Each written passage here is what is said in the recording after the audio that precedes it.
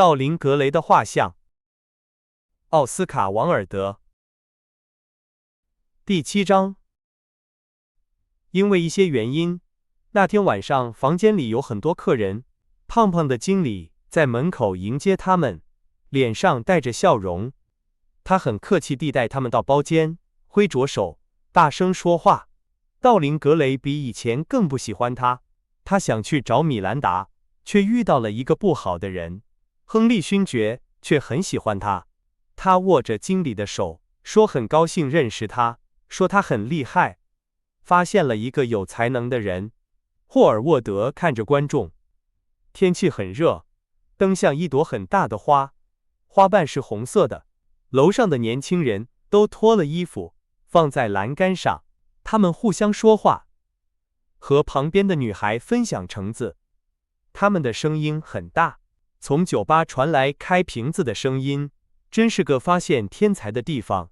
亨利勋爵说：“是的。”道林·格雷回答：“我就是在这里发现他的，他是最好的人。当他上台的时候，你们会忘记一切。这些观众，他们的脸和举止不好。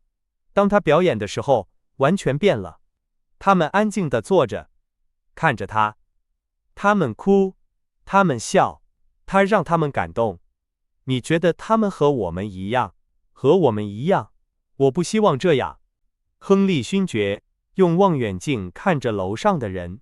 别听他的，道林。画家说：“我明白你的意思，我相信那个年轻的女孩。你爱的人一定是好的，任何能让你说出这样的话的年轻女孩，一定是温柔的。让这个时代变得更好，这是一件值得做的事情。如果那个女孩能给那些没有灵魂的人一个灵魂，如果她能给那些生活不好的人创造美，如果她能让他们不再自私，让他们为别人的悲伤流泪，他就值得你所有的爱，值得大家的爱。这门婚姻是对的。一开始我不这么认为，但现在我承认，上帝创造西比尔维恩是为了你，没有他，你是不完整的。谢谢你，巴兹尔。道林·格雷握着他的手回答：“我知道你会理解我。哈里喜欢开玩笑，我很害怕。但是乐队来了，他们很不好，但只会持续5分钟。然后幕布会升起，你们会看到我将要爱一辈子的人。我给了他我所有美好的东西。15分钟后，在掌声中，西比尔维恩上台了。是的，看着他真可爱。亨利勋爵想，他是他见过的最美的人之一。他很害羞，眼睛像小鹿一样。当他看到很多人的房间时，他的脸上出现了一点红晕，像玫瑰的影子。他退后了几步，他的嘴唇好像在颤抖。巴兹尔·霍尔沃德站起来，开始鼓掌。道林·格雷一动不动地坐着，看着他。亨利勋爵用望远镜看着，小声说：“可爱，可爱。”场景是凯普莱特家的门厅。罗密欧穿着衣服，和他的朋友一起进来了。乐队尽力演奏了一些音乐，他开始了跳舞。在演员中，西比尔维恩像一个来自好地方的人一样，他的身体在跳舞时像水中的植物一样摇摆。他的脖子像白色的花，他的手好像是用象牙做的。然而，他看起来很冷漠。当他的眼睛落在罗密欧身上时，他没有表现出高兴。他说的话：“好朝圣者，你对你的手太不公平了。因为圣徒的手是朝圣者触摸的手，手掌的接触是握手者的神圣之吻。”以及随后的对话，都说得很不自然。声音很好听，但语调不对。他让诗句没有了生命，他让激情变得不真实。道林·格雷看着他，脸色苍白。他感到困惑和担心。他的朋友们都不敢对他说什么，他们觉得他很不好，他们很失望。他们知道，朱丽叶的考验是第2幕的阳台场景，他们等待着那一幕的到来。如果他在那里失败了，他就什么都不是了。当他在月光下出现时，他的外表很迷人。这是真的，但他的表演太假了，而且越来越糟。他的手势变得不自然，他过分强调他所说的一切。那段文字，你知道黑夜的面纱遮盖着我的脸，否则一个女孩的红晕会染红我的脸颊。因为你今晚听到我说的话，他用很痛苦的方式表达出来。当他走到阳台上，说出那些诗句时，虽然你是我的快乐，但我并不喜欢这个晚上的约会。它太冒险了，太突然了，太出乎意料了，它太像闪电了。它已经停止了，在我能说闪耀之前。晚安，亲爱的。这朵被夏日气息打开的爱情花蕾，在我们下次约会时，可能会是一朵美丽的花。他背诵这些话，好像他们对他没有任何意义。他不紧张。事实上，他一点也不紧张。他看起来完全没事。他只是演得很糟糕。这是一个失败。观众也对这部戏失去了兴趣。他们开始走动，大声说话，发出声音。经理很生气。唯一冷静的人是那个女孩。第二幕结束后，亨利勋爵站起来，穿上外套。她很漂亮，道林他说，但她不会表演。我们走吧。我会看完这部戏的。年轻人说，我很抱歉让你们浪费了这个晚上。哈利，我向你们道歉。我亲爱的道林，我认为维恩小姐不舒服。霍尔沃德说，我们改天晚上再来吧。我希望她不舒服。他说，但我只觉得她冷漠。她完全变了。昨天晚上她是一个很棒的演员，今天她只是一个普通的演员。别这样说你爱的人，道林。爱比艺术更美好。都是一样的，亨利勋爵说，但我们走吧。道林，你不应该再带下去了。不好的表演，不好。此外，我想你不会希望你的妻子表演。所以，他把朱丽叶演成一个木偶有什么关系呢？她很漂亮，如果她对生活的了解和对戏剧的了解一样少，那将是一件令人愉快的事情。只有两种真正迷人的人，那些什么都知道的人和那些什么都不知道的人。别摆出那副悲伤的表情。保持年轻的秘诀就是永远不要有不好的情绪。和我还有巴兹尔一起去俱乐部吧。我们将为西比尔维恩的美丽而喝酒。她很美。你还想要什么？走吧，哈利。年轻人喊道。我想一个人带着。巴兹尔，你们必须走。啊！你们没看到我的心碎了吗？他哭了，他的嘴唇颤抖着。他冲到包厢的后面，靠在墙上，用手捂住脸。我们走吧，巴兹尔。亨利勋爵用温柔的语气说。两个年轻人一起离开了。一会儿之后，灯亮了，幕布升起，开始第三幕。道林格雷回到座位上，他看起来脸色苍白、骄傲和冷漠。这部戏很慢，一半的观众离开了，这是一个失败。最后，一幕在几乎没有人的座位前上演，幕布在一些声音中落下。一结束，道林格雷就跑到后台，来到化妆间。那个女孩独自站在那里，脸上带着笑容，她的眼睛闪耀着光芒，她好像被光芒包围着。她微张的嘴唇对着一个微笑。当她进来时，她看着他，很高兴。我今晚演得很糟糕，道林，他喊道。太糟糕了。他惊讶地看着他回答，太可怕了。你不舒服吗？你不知道那是什么样的。你不知道我经历了什么。那个年轻的女孩笑了。道林，他回答，好像他的名字很甜。道林，你应该明白的。但你现在明白了吗？对吗？明白什么？他生气地回答，为什么我今晚演得这么糟糕？为什么总是这样？为什么我永远不会再成为一个好演员？他耸了耸肩。我想你生病了。当你感觉不好时，你不应该表演，你让自己不好看。我的朋友们很无聊，我很无聊。他好像没有听他说话。他很高兴。道林，道林，他喊道，在认识你之前，表演是我生活中唯一的事情。我只生活在剧院里，我认为这一切都是真的。我今晚是罗莎琳达，下一晚是波西亚。比阿特丽斯的快乐是我的快乐，科迪利亚的痛苦也是我的痛苦。我什么都相信。和我一起工作的人看起来像神，不仅是我的世界。我只知道影子，但我认为他们是真的。然后你来了，我爱人，你把我的灵魂解放出来，你教会了我什么是真正的现实。今晚，在我一生中第一次，我看到了我一直表演的虚假。今晚，我第一次意识到罗密欧是一个不好的人。花园里的月光是假的，舞台很俗气，我要说的话不是我自己的话。你让我心中有了更好的东西，艺术只是它的反应。你让我明白了什么是真正的爱。我的爱人，我的爱人，生命之王。我厌倦了影子，对我来说，你比所有的艺术都重要。我和木偶戏有什么关系？今晚上台时，我不明白为什么一切都抛弃了我。我以为我会很棒，我发现我什么也做不了。突然，我的灵魂明白了这意味着什么。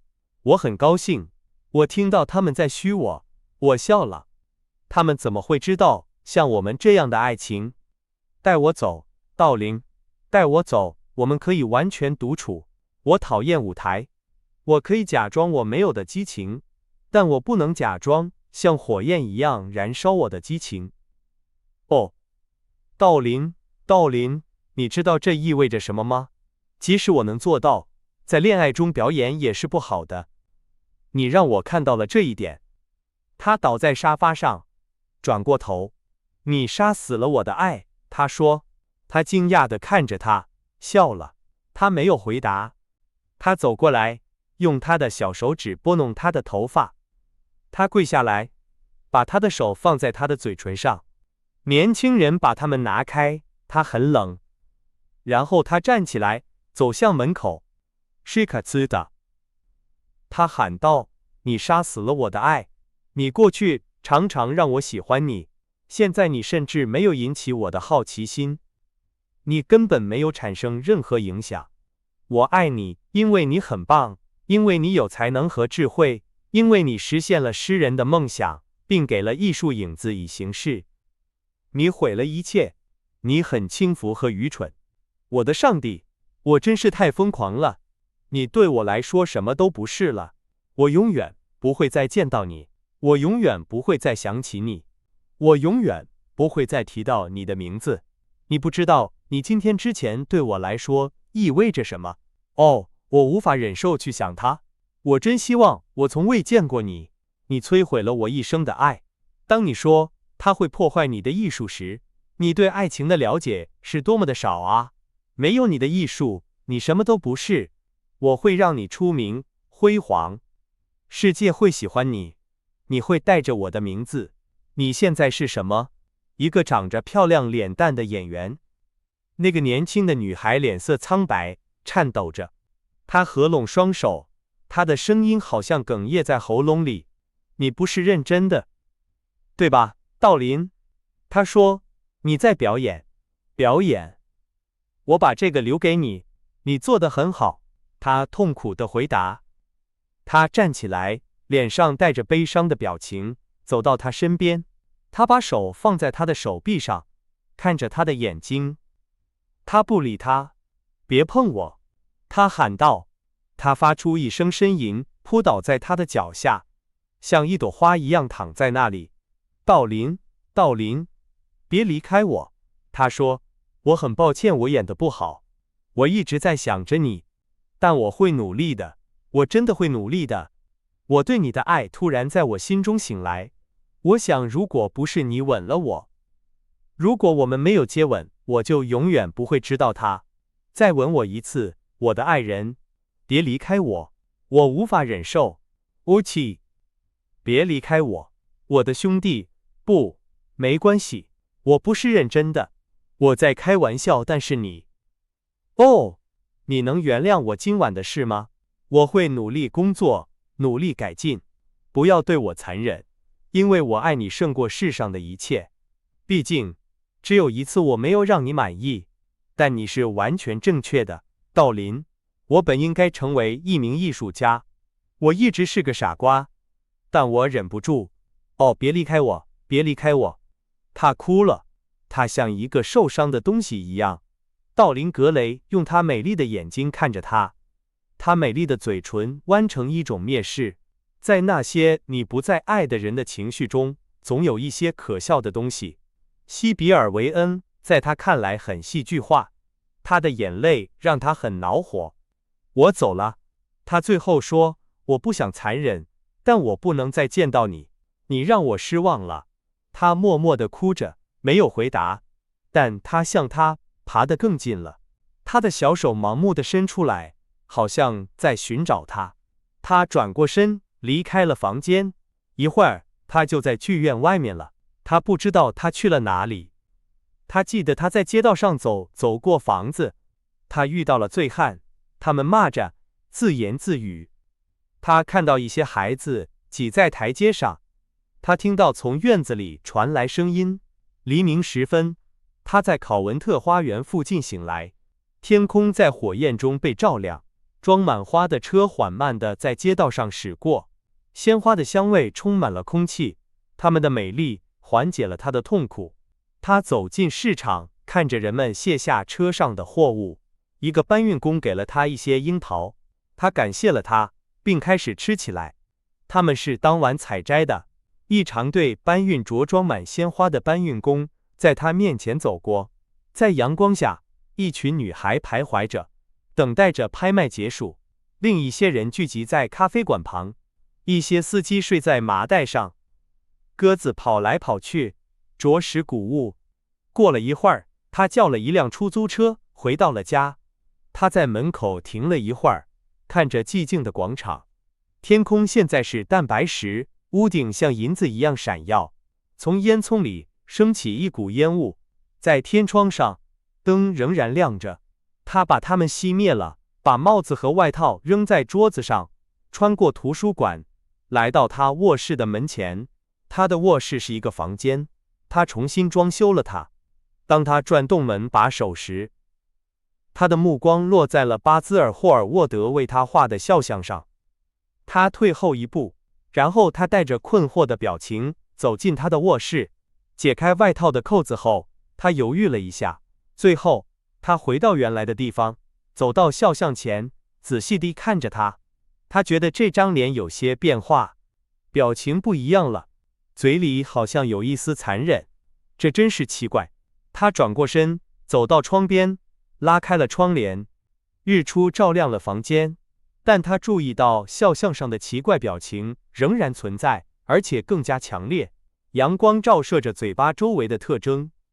他退后一步，从桌子上拿起一面镜子，跑到镜子上看着自己。没有任何特征扭曲了他的嘴唇。这意味着什么？他揉了揉眼睛，走到肖像前，再次仔细地看着他。他没有看到画本身有任何变化的迹象，但整个表情都改变了。这不是他简单的想象。事实很明显。他倒在椅子上，开始思考。突然，他想起了那天巴兹尔·霍尔沃德完成肖像时他说的话。他表达了愿望，希望自己永远年轻，而肖像却会变老。希望他的美丽不会改变，而画布会承受他的激情和罪恶的重量。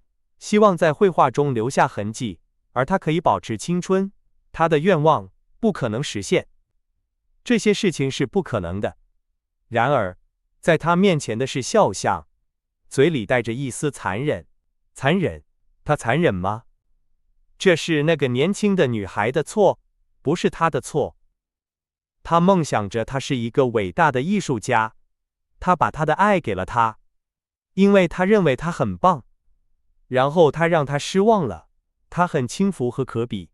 然而，当他回忆起他跪在他的脚下，像个孩子一样哭泣时，一种悲伤涌上心头。他记得他是多么残忍地看着他，他为什么要这样做？但他也很痛苦。在那部戏的3个小时里，他经历了痛苦。他的生命值得他的生命。如果他伤害了他一瞬间，他就伤害了他很久。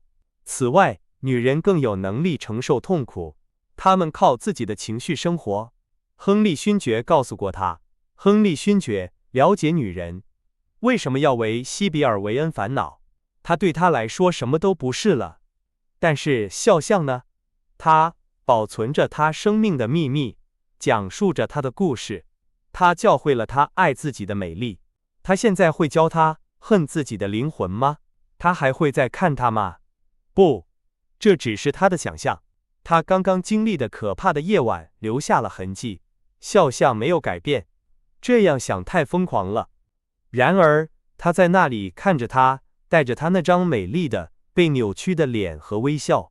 金色的头发在晨光中闪耀，蓝色的眼睛与他的眼睛相遇，一种怜悯之情涌上心头，不是对他自己，而是对他的绘画形象。他已经改变了，而且会变得更多。他的金色会褪色成灰色，因为他犯下的每一个罪，都会有一块污点破坏他的美丽，但他不会犯罪。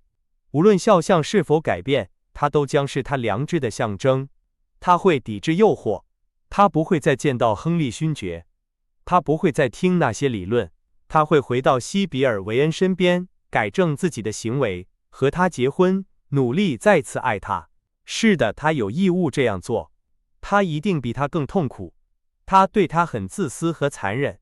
他对他的吸引力会再次复活。他们会幸福地生活在一起。他和他的生活会是美丽而纯洁的。他从椅子上站起来，在肖像前放了一个屏风，看着他时颤抖着。太可怕了，他说，走到窗边，打开了它。当他踏上花园的草地时，他深吸了一口气。清晨的空气好像把他从他的激情中拉了出来。他只想着西比尔，他对他的爱的回声传到了他那里。他一遍又一遍地重复着他的名字。花园里的小鸟好像在向鲜花讲述着他。